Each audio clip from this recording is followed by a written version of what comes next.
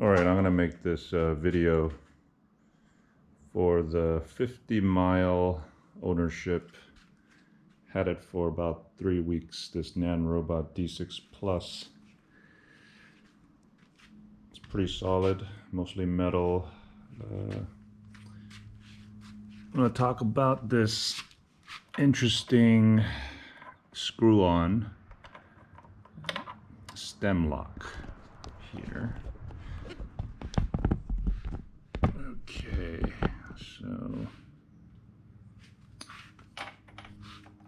so I think this is a pretty good design. This folds down like this. So we put this here now. These have some teeth on the top, but not on the bottom. So I'm not really sure how to position it. I've just been putting it like this. So I think this is a pretty good design, because once this goes in here, just screw it in. But screwing it in is not too easy because this headlight is in the way. But you screw it in.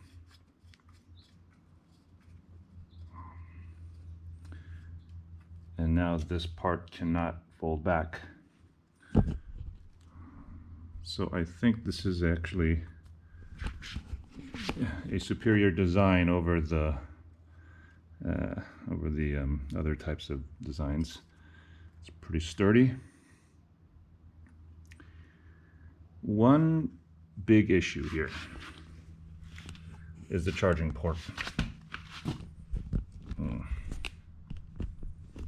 Okay, charging port. I put duct tape to cover up the charging port. The reason? This is how the charging port looks like. This, it came like this. Guess what? No cover. Riding this around in dirt, mud, I mean, is that really a good idea not to have a cover? I called Roadrunner, or actually I emailed Roadrunner, and they said it was a quote hassle for Nanrobot. So sounded like an excuse. That just seems strange. The other thing is this deck here. If you want to remove this panel, you have to undo the screws, and there are more screws over here. How are you going to get to these screws? Well, you have to get a hairdryer, and you're going to have to peel this off. Okay, not the best decision, I don't think. So, also this thing right here was okay, that wasn't, I didn't fart, that was my shoe. This thing right here, it was very wobbly. After just a few rides, I fixed it this morning, but it was very wobbly. In order to tighten it, you have to go and tighten these screws right here. Now, in order to get there, you have to remove these screws. And then you have to remove this housing and remove the top and then screw it in. Why didn't they put this piece over so you can screw from the bottom? That way you can tighten it. But another strange design on this. Also, if you're going to be looking into buying this, be aware of the brakes. The brakes were making noises, it was grinding. both rear and front. I had to spend about 30 to 40 minutes trying to align the brakes just perfectly, because if it's not perfect, it'll scrape. So, and it was scraping today. I took this off-roading today, and it was scraping, and then the noise would go away, and then it would come back. The battery power seems pretty good. I've taken it 20 miles, and the voltage went down to only 49 from 58. The handlebars are a little slippery, so I put golf club tape over it. It's now a little bit more secure, but it was very slippery with gloves on.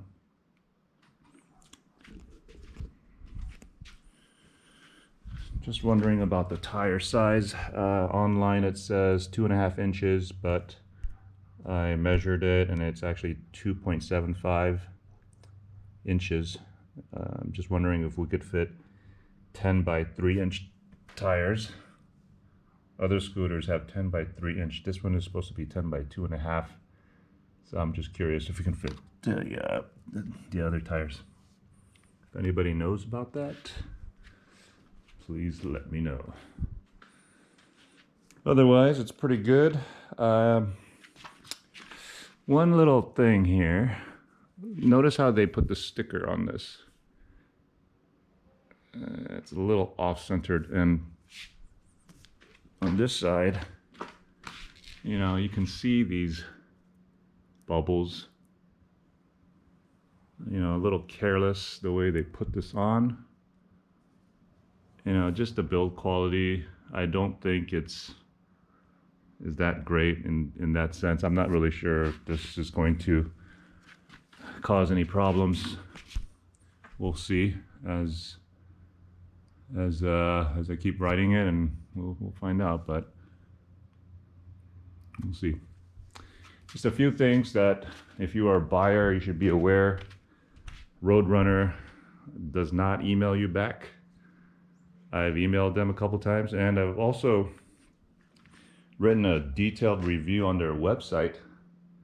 Surprisingly, they have not published it. It was kind of critical. I mentioned all those things I talked about. So it's kind of interesting that they don't post all the reviews. I think they are not posting the critical ones. So buyer, be aware. All right. Thanks for watching.